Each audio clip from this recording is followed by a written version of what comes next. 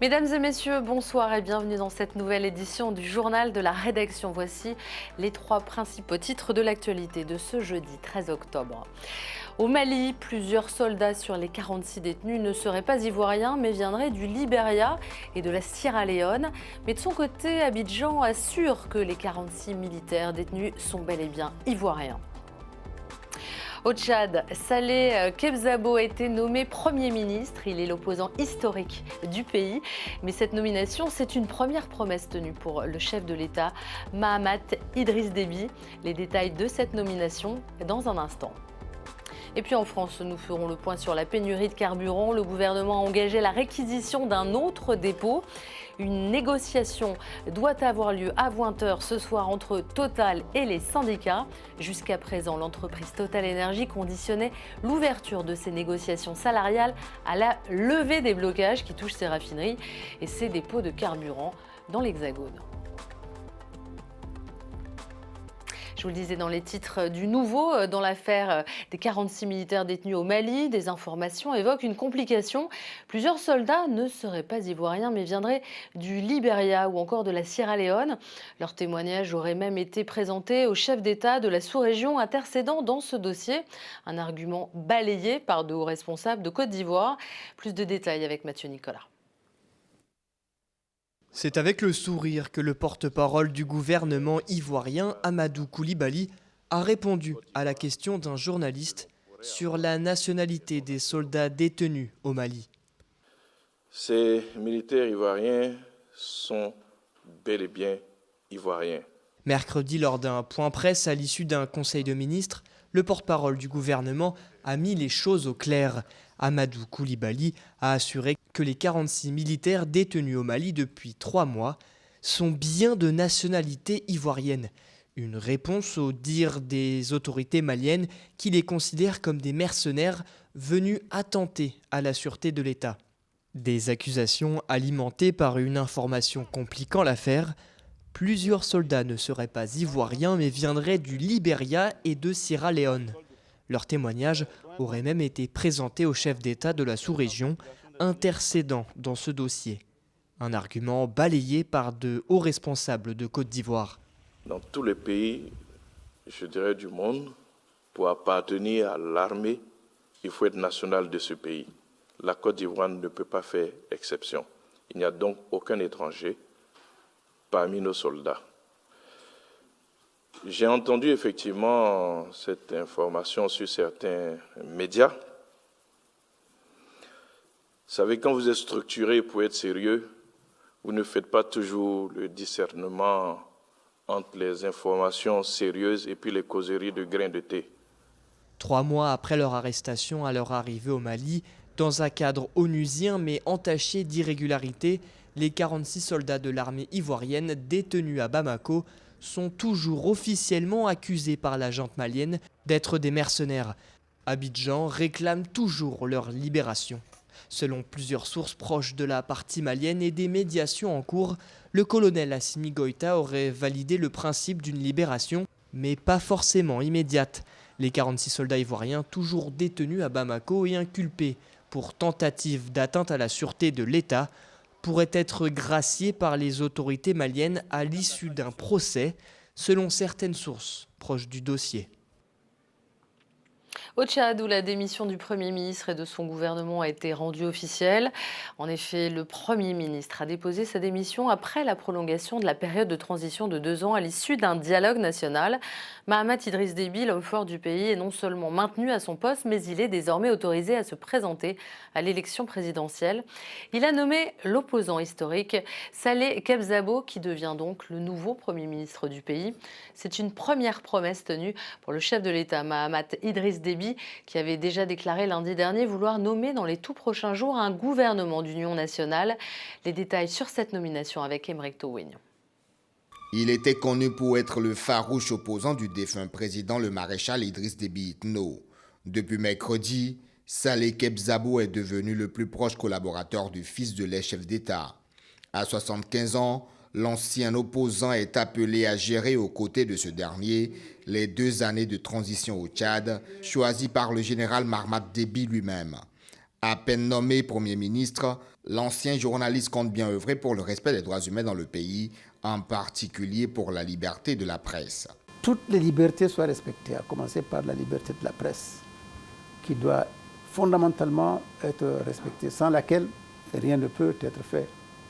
Les droits de l'homme, sous tous leurs aspects, les droits humains, les droits socio-économiques, des libertés autres, les droits politiques, tout cela fait partie de ce programme. Et donc on va s'y atteler avec toute notre détermination, tout notre engouement, toute notre bonne volonté et notre volonté de réussir. Dès les premières heures de la prolongation de la transition à l'issue du dialogue national et sa désignation comme président pour 2 années supplémentaires, Mahamat Déby avait aussitôt affiché sa volonté de nommer au plus vite un nouveau Premier ministre. Mardi, au lendemain de son investiture, son ancien chef du gouvernement, Albert Pahimi Padaké, a déposé sa démission. Peu de temps après, le chef de l'État porte son choix sur l'un des plus vieux routiers de la politique dans le pays. Kep Zabo, tout le monde connaît son parcours, c'est quelqu'un de connu sur le plan national et sur le plan international. Et je pense que, compte tenu de son expérience, et c'est un fin politique, je pense qu'il va être un bon Premier ministre pour le Tchad et pour la transition. Saleh Kep Zabo est l'un des premiers politiques à apporter son soutien au jeune Déby au lendemain de sa prise de pouvoir suite au décès de son père. Il a ensuite contribué à la signature de l'accord de paix ayant abouti à la participation de plusieurs groupes armés au dialogue national inclusif et souverain. Dialogue dont il a été l'un des acteurs clés et pendant lequel il s'est fait défenseur des mouvements politico-militaires. C'est donc un homme avisé que Kep Zabo prend la tête du gouvernement tchadien. Nous allons affronter toutes ces difficultés, elles sont nombreuses. Nous l'avons vu pendant 45 jours, on les a décrites de bout en bout. J'étais à l'écoute du dialogue, j'étais à l'écoute du pré-dialogue à Doha, j'étais à l'écoute des autres pré-dialogues en Afrique de l'Ouest. Donc c'est un problème en la matière que je connais et dont j'espère que je pourrai au fur et à mesure en avoir les solutions, les dérouler et les solutionner. Au sein de la classe politique du pays, cette nomination est diversement appréciée. Pour certains, comme le chef des transformateurs, Succès Nassara, ce n'est rien d'autre qu'une récompense de son ralliement au pouvoir en place. Pour d'autres, le choix de Kep Zabo est judicieux et se lit comme une stratégie du général Déby qui pourrait profiter des connexions à l'international de son Premier ministre pour convaincre par exemple l'Union africaine d'accompagner la nouvelle transition. Et du nouveau dans l'épidémie du virus Ebola en Ouganda. Des malades ont été détectés à Kampala, la capitale. La situation sanitaire est de plus en plus préoccupante dans le pays. Le président Yoweri Museveni a pris la parole. Il appelle la population à ne pas s'inquiéter. Des essais cliniques de vaccins contre l'Ebola pourraient d'ailleurs débuter dans les prochaines semaines en Ouganda où le virus sévit toujours. C'est ce qu'a déclaré mercredi le directeur de l'Organisation mondiale de la santé, Tedros Adhanom Ghebreyesus. Depuis 3 semaines, on compte déjà une vingtaine de morts dans le pays. On fait le point sur la situation avec Valentine Exantius. Nous avons perdu plus de 19 personnes. Après le décès confirmé par Kampala de plus de 19 personnes dont 4 professionnels de santé suite à l'épidémie d'Ebola dans le pays, l'Organisation mondiale de la santé, préoccupée par la propagation du virus, a annoncé mercredi que des essais cliniques de vaccins contre l'Ebola pourraient débuter dans les prochaines semaines. Une annonce qui intervient alors que la ministre ougandaise de la Santé appelle à faire front commun pour contrer l'épidémie. J'espère sincèrement qu'en travaillant ensemble, nous pourrons trouver des solutions pratiques pour mieux protéger nos communautés et réduire tout risque de propagation transfrontalière de ce virus, dans l'esprit des solutions africaines aux problèmes africains. La souche soudanaise du virus qui sévit en Ouganda n'est pas compatible avec les vaccins qui ont permis de contrôler l'épidémie d'Ebola en République démocratique du Congo. Selon le directeur de l'OMS, les essais cliniques des 2 vaccins en stade de développement débuteront en fonction des autorisations réglementaires et éthiques du gouvernement ougandais. Un gouvernement qui cherche principalement à impliquer sa communauté face à cette épidémie. L'engagement de la communauté est très important pour le contrôle des épidémies. Les épidémies commencent et se terminent dans les communautés. Lorsque les communautés sont engagées et formées à la préparation et à la réponse aux épidémies, elles peuvent trouver et arrêter les épidémies, ce qui permet de sauver des vies, de restaurer les services et de renforcer la résilience. Mercredi, dans un discours télévisé à la nation, Yoweri Museveni, le président ougandais, a ordonné aux responsables de la sécurité d'arrêter toutes les personnes soupçonnées d'avoir contracté la fièvre hémorragique si elles refusent de s'isoler. Et j'ajoute que dans ce contexte, le président Yoweri Museveni a ordonné mercredi aux guérisseurs traditionnels de cesser de soigner les malades afin de stopper la propagation d'Ebola, qui a déjà donc coûté la vie à 19 personnes dans ce pays. Autre épidémie, le choléra qui sévit au Malawi. Le pays a besoin de vaccins pour juguler sa propagation. La demande a été faite aux Nations Unies pour envoyer davantage de vaccins pour tenter de contenir cette épidémie qui a déjà tué 128 personnes et qui pourrait s'aggraver le mois prochain avec l'arrivée de pluie. Au sud-ouest du Niger, près de Gaïa, la frontière avec le Bénin, l'oléoduc transfrontalier du continent, long de près de 2000 km, prend enfin forme. L'oléoduc reliera les puits de pétrole du gisement d'Agadem à l'extrême est du Niger, au port béninois de Sémé. Les détails de ce chantier pharaonique avec Mathieu Nicolas. Un enchevêtrement de tuyaux qui s'étend sur des kilomètres et un jour, ceci deviendra le plus grand oléoduc d'Afrique. À Gaïa, dans le sud-ouest du Niger, non loin du Bénin voisin, un pipeline long de près de 2000 km est en pleine construction. L'oléoduc doit relier les puits pétroliers du gisement de l'Agadem jusqu'au port béninois de Sémé, d'où sera évacué pour la première fois du pétrole nigérien. Comme vous le savez, nous produisons aujourd'hui 20 000 barils par jour, depuis 2011 d'ailleurs, qui sont entièrement raffinés au niveau de la Soraz. À partir de l'année prochaine, une fois que ces pipelines seront mis en service, c'est 90 000 barils qui vont être mis sur le marché international, ce qui portera notre production journalière à 110 000 barils par jour. Et les perspectives que nous avons sur d'autres champs qui sont en exploration nous font croire que d'ici 3 à 4 ans, cette production peut aller au-delà de 110 000 barils par jour. Producteur depuis 2011, le Niger avait initialement prévu d'évacuer son pétrole par le port camerounais de Kribi via le Tchad voisin, avant d'opter pour le corridor béninois. Lancé en 2019, le chantier était censé s'achever en 2022, mais comme bon nombre de projets à grande échelle, la pandémie de Covid-19 l'a ralenti. En termes de taux de réalisation, aujourd'hui, à la date d'aujourd'hui, les taux de réalisation global sur le long des trajets, y compris au Niger et au Bénin, nous sommes à un taux de plus de 51%. Donc, selon le programme actuel, nous comptons finir la phase mécanique au plus tard en août 2023.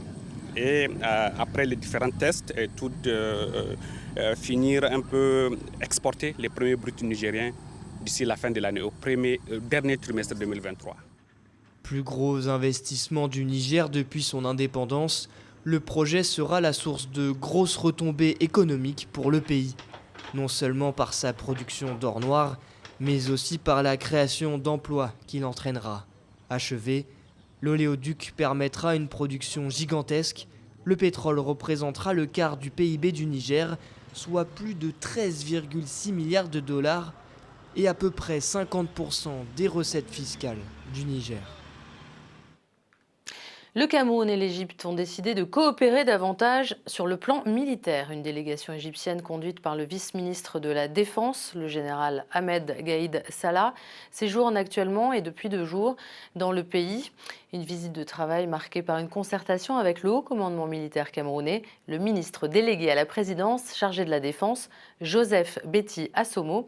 L'objectif, c'est d'intensifier les échanges entre les deux pays dans la lutte contre le terrorisme. Le point avec nos correspondants Gaël Jacam et Cyril Nguijoy.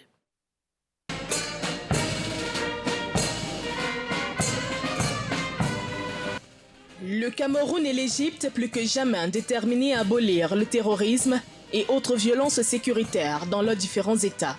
Une volonté nourrie par les patrons de la défense des deux pays frères et amis, dont la coopération militaire vient d'être renforcée au cours d'une visite de travail effectuée par le vice-ministre égyptien de la Défense.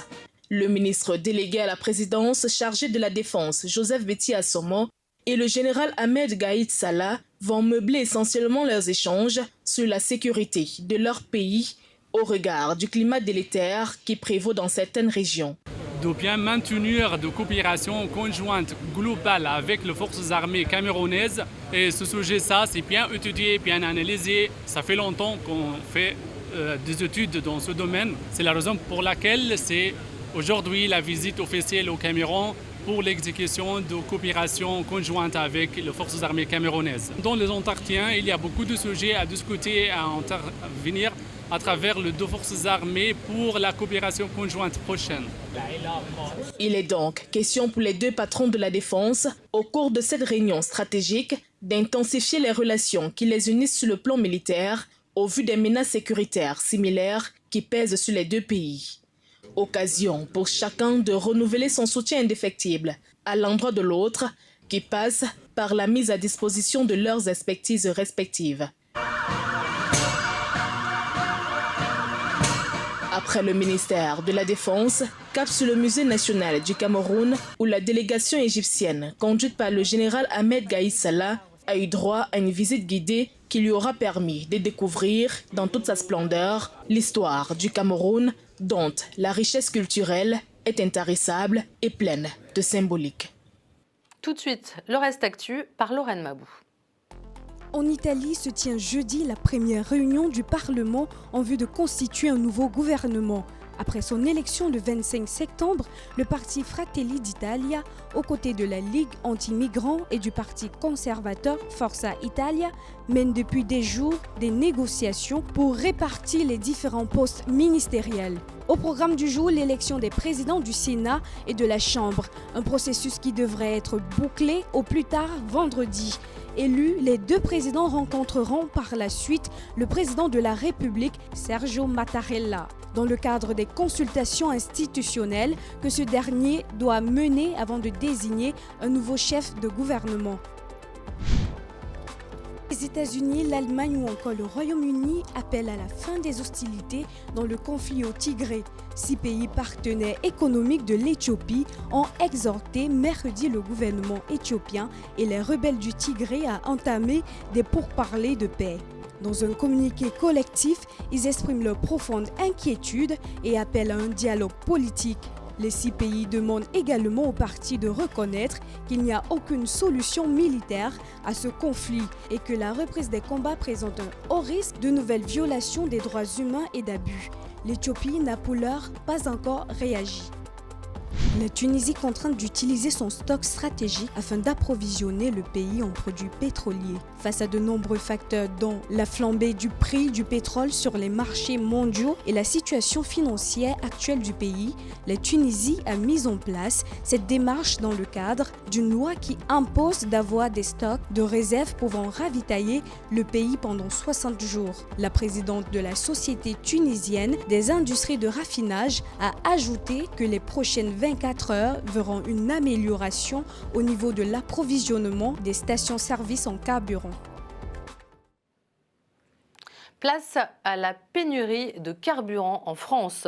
Depuis 3 semaines, les salariés des raffineries de Total et d'Esso sont en grève pour réclamer de meilleurs salaires, entraînant bien sûr des pénuries de carburant dans tout le pays. La direction chez Total est en train d'entamer des négociations. Un tiers des stations-service sont affectées par ce mouvement. Une grève de cheminots est attendue pour lundi. On fait le point sur la situation avec Valentine Exantus. Ce matin à Lille, la queue à la station essence s'étend sur plusieurs centaines de mètres. S'ils sont dans la file depuis plusieurs heures, tous ne sont pas sûrs de repartir le réservoir plein. Dans les stations de Lille, comme dans de nombreuses stations-service en France, la situation ne cesse de s'aggraver. L'Île-de-France en paye aussi les frais. Ici, c'est près d'une station sur 2 qui souffre de la pénurie. Parce que sans l'essence, nous, on ne peut pas travailler. Là, je vais rentrer chez moi parce que là, j'ai déjà fait 2 stations. On m'a dit c'est vide, il n'y a pas, et tout, voilà quoi. Là, je vais rentrer, après, je ne sais pas quoi faire. Dans un contexte de grève dans les raffineries et de blocage des dépôts de carburant, c'est en Île-de-France, dans les Hauts-de-France et au centre Val-de-Loire que la pénurie de carburant est la plus importante. Malgré l'augmentation des stocks stratégiques d'importation, la crise du carburant persiste dans le pays. Selon le ministre de l'Économie, une bonne issue des négociations entre Total et les organisations syndicales devrait favoriser la fin de la crise. Et je souhaite que ce mouvement soit fait dans les prochaines heures pour que, une fois encore, nos compatriotes qui n'ont pas d'autre choix que de prendre leur voiture pour aller travailler, qui habitent dans des zones rurales ou qui ont besoin de leur voiture pour travailler, puissent le faire dans de bonnes conditions le plus vite possible. Alors que le gouvernement a mis en exécution sa menace de réquisition, le mouvement de grève a été reconduit chez Total et ExxonMobil. Qui est en soutien, s'il vous plaît, et qui est gréviste. Le président Emmanuel Macron estime qu'un retour à la normale peut être espéré la semaine prochaine. Guerre en Ukraine, le président Poutine a proposé ce jeudi à son homologue turc Recep Tayyip Erdogan de créer un hub gazier en Turquie pour exporter du gaz à l'Europe, au moment où les livraisons russes vers l'Union européenne sont affectées par les sanctions et les fuites des gazoducs Nord Stream.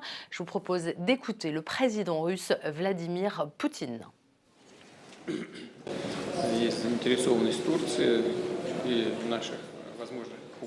Si la Turquie et nos éventuels acheteurs dans d'autres pays sont intéressés, nous pourrions envisager de construire nos systèmes de gazoducs et de créer une plateforme gazière en Turquie pour les vendre à des pays tierces, en particulier bien sûr les pays européens, s'ils sont intéressés par cela bien sûr.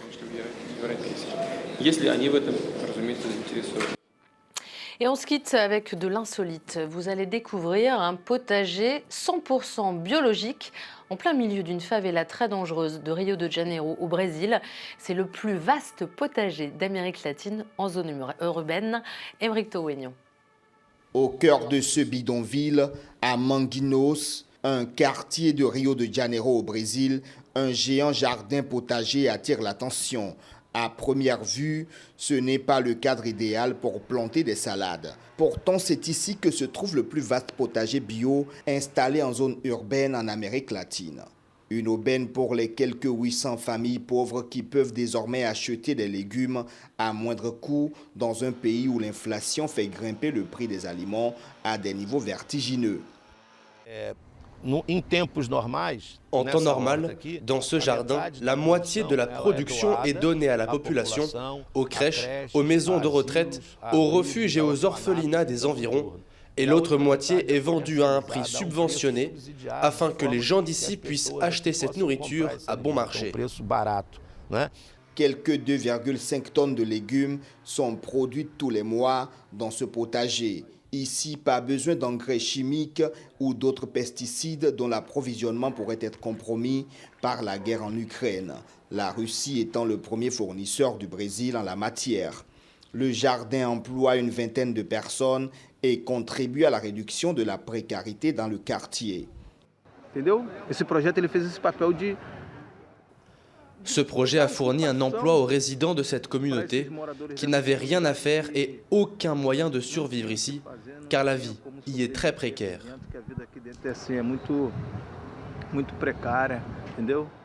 Ce jardin a tout changé pour moi. Il a changé ma façon de vivre, ma façon de manger, ma façon de travailler, ma façon de marcher et même ma façon de dormir, car je dors avec l'intention de venir ici demain. En plus de contribuer à la réduction de la pauvreté dans cette zone de Rio de Janeiro où sévissent des gangs de narcotrafiquants, ce projet mis en place par la mairie permet aussi aux habitants de la localité de manger sainement. Cette initiative a été reconnue comme l'un des meilleurs au monde par les signataires du Pacte de Milan sur la politique alimentaire urbaine, ratifié en 2015 par des maires de villes du monde entier avec le soutien de l'Organisation des Nations Unies pour l'alimentation et l'agriculture.